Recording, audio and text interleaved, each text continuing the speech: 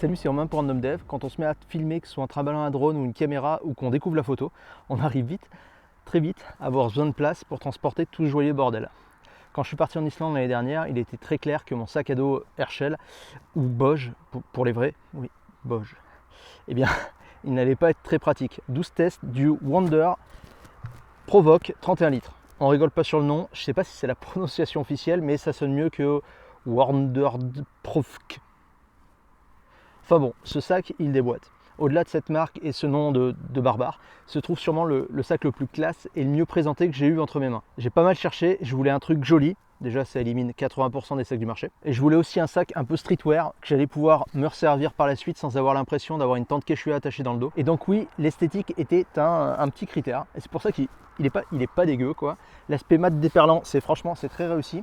Les fermetures, elles sont doublées, elles sont faciles à atteindre, il y a des crochets. Il est dispo en vert, en bleu, en noir comme ici, en version 21 litres, 31 litres, 41 litres aussi. Et on a une version 11 litres blanche. Je parlerai un peu plus tard des différences, il y en a des subtiles. Toutes les couleurs franchement sont pas dégueu, elles sont toutes jolies, il n'y a pas de mauvais goût.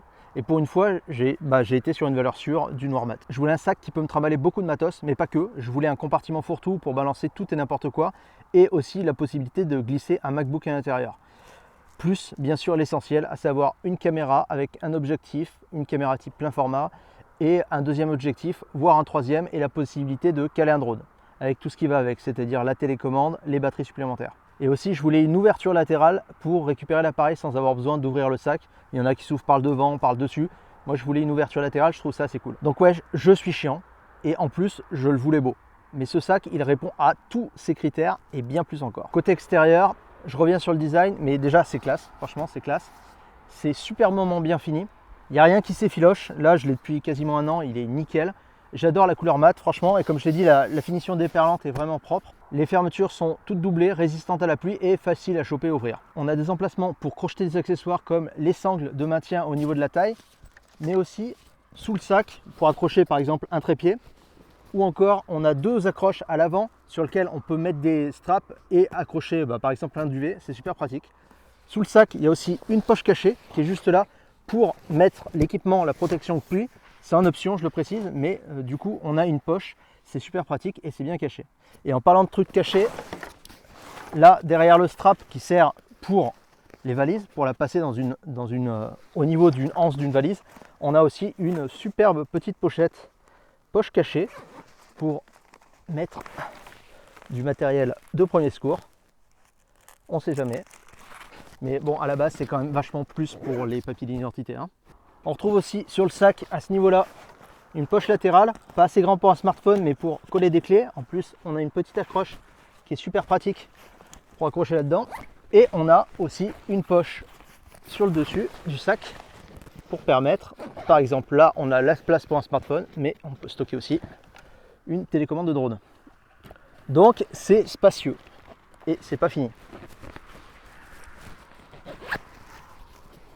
À l'avant, on a une poche centrale qui est quand même assez énorme puisqu'elle fait toute la hauteur du sac, dans lequel on peut aller limite caler une gimbal, mais on peut mettre tout ce qu'on a envie, par exemple, je sais pas, des documents, des steaks hachés, une bouteille de vodka, tout ce qu'on a envie, il y a de la place. On a aussi cette petite sangle qui est à l'avant, qui permet de maintenir en fait le sac au niveau du torse, c'est pratique, ça permet de balancer un peu le poids. Et sur les sangles, on a aussi des petits crochets pour, par exemple, rajouter une sling. Il y a des accessoires qui peuvent se coller là-dessus et donc on peut imaginer accrocher pas mal de trucs dessus. Donc c'est plutôt bien pensé. Dans le sac, en fait, il n'y a pas de déchets. La forme, pour autant très classieuse, ne prend pas le pas en fait sur les fonctions parce que voilà, c'est super bien foutu. Le soutien dorsal, il est très agréable. Franchement, le sac est sympa, c'est assez aéré. On a aussi en haut une poignée aimantée qui permet du coup de transporter le sac en tote bag. Et bien sûr, on a aussi à l'avant un petit crochet, hop, juste là, qui s'ouvre et qui permet d'agrandir le sac de 5 litres avec un roll top. Et ça permet de ranger des fringues en plus, et ça c'est super cool. Sur les côtés, on a du coup cette poche par exemple là qui est extensible. Hop. juste là. On peut la fermer ou la rendre extensible, qui peut accueillir soit un trépied, soit une bouteille par exemple. Et la poche de droite qui est juste là, qui s'ouvre, et c'est le compartiment avec lequel on peut aller récupérer la caméra qui est juste ici.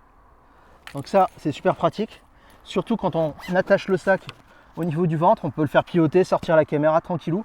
C'est vraiment cool. Aussi, petit truc au niveau de cette pochette, on va te le montrer tout de suite. Il y a un double fond et à ce niveau-là, on a une fermeture dans lequel on peut aller stocker. Il y a des petites sangles pour des cartes SD. Ça, c'est le petit truc en plus et ça permet de les ranger correctement dans le sac. Et ça, c'est cool. Donc ça, c'est que pour l'aspect extérieur et c'est déjà pas mal. On peut ranger déjà plein de bordel. Mais bon, on va passer à l'intérieur et bon, je vous rassure, ça va être un petit peu plus court. Ici, on a le compartiment fourre-tout qui est extensible du coup avec le tote bag. Dans la pochette du haut, on l'a vu, on a hop, la manette, plutôt la télécommande du Mini 3 Pro. Et ici, on a un filtre ND, une lampe LED, un micro. Bon, je l'ai mis un peu pour le fun parce que le micro, le deuxième, est sur la caméra, bien entendu. On a aussi un Steam Deck. Ouais, il y a un Steam Deck en fait à l'intérieur. Donc on a un Steam Deck. On a aussi un petit trépied, des petits caches. Et j'aurais pu caler 2-3 trucs. Là, on doit avoir un filtre. Et voilà. De l'autre côté, on a un MacBook qui est dans cette petite pochette. Et on a ici, alors on peut mettre d'autres choses, mais ici, pour info, une Insta360 Go 2 et de l'autre côté des AirPods Pro. Donc il y a pas mal de matos. La partie centrale, elle est complètement modulable. Ce qu'on voit ici en fait, ça peut être complètement sorti du sac. Il y a juste des séparateurs pour créer ce qu'on a envie en termes de rangement.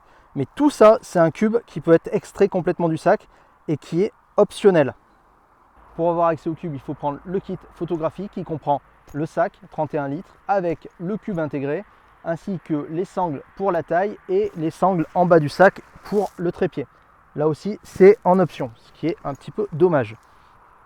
À préciser aussi, la taille du cube qui est à l'intérieur, elle dépend de la profondeur du sac. C'est-à-dire que le cube qui est installé ici n'est pas le même que dans le 21 litres ou dans le 41 litres.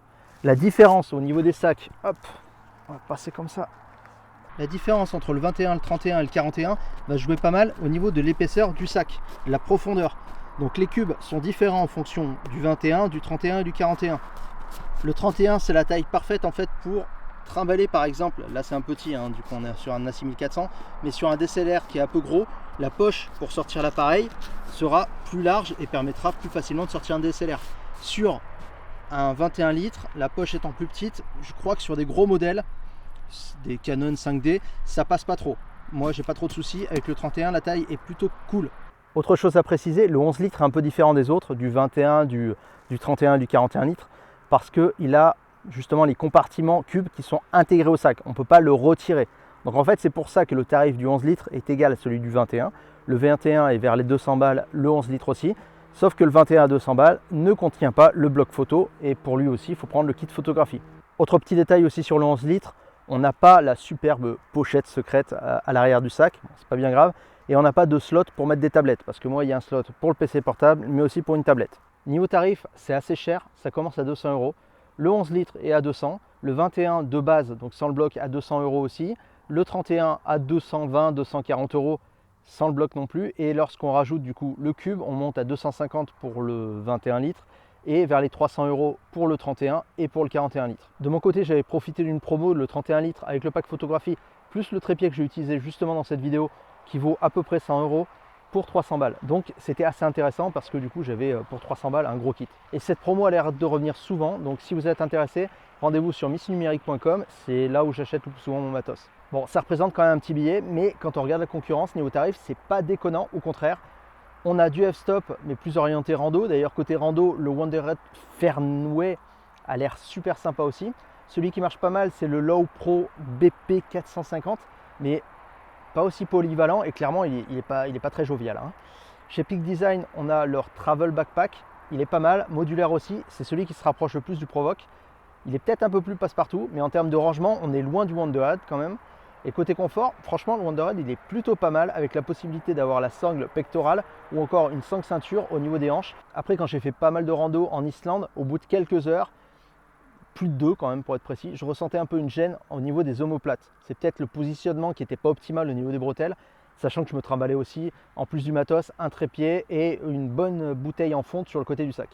Mais pour des longues sessions de marche type plus de 4 heures, je pense qu'ils vont mieux s'orienter sur un sac type rando vraiment comme F-Stop ou le Wanderhead Fairney Way, mais je n'ai pas encore testé, qui permet plus d'ajustements au niveau des sangles et des bretelles. Même si clairement avec les accessoires supplémentaires, on a quand même pas mal d'ajustements possibles. Mieux que sur pas mal de concurrents en fait. Sinon c'est évident mais ça va mieux en le disant, comme sur tous les sacs, la pochette pour le laptop est du côté du dos.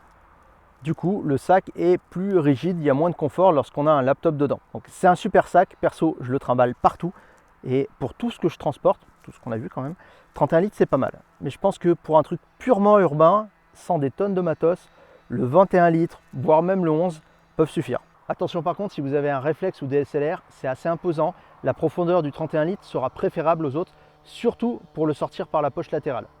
Pour l'usage que j'en ai, c'est un super sac. Niveau finition, j'ai pas vu mieux. Après, c'est un sac super polyvalent, mais en photo, c'est difficile de se limiter qu'à un seul sac. Si on veut juste se trimballer un APN avec 2 objectifs, c'est trop.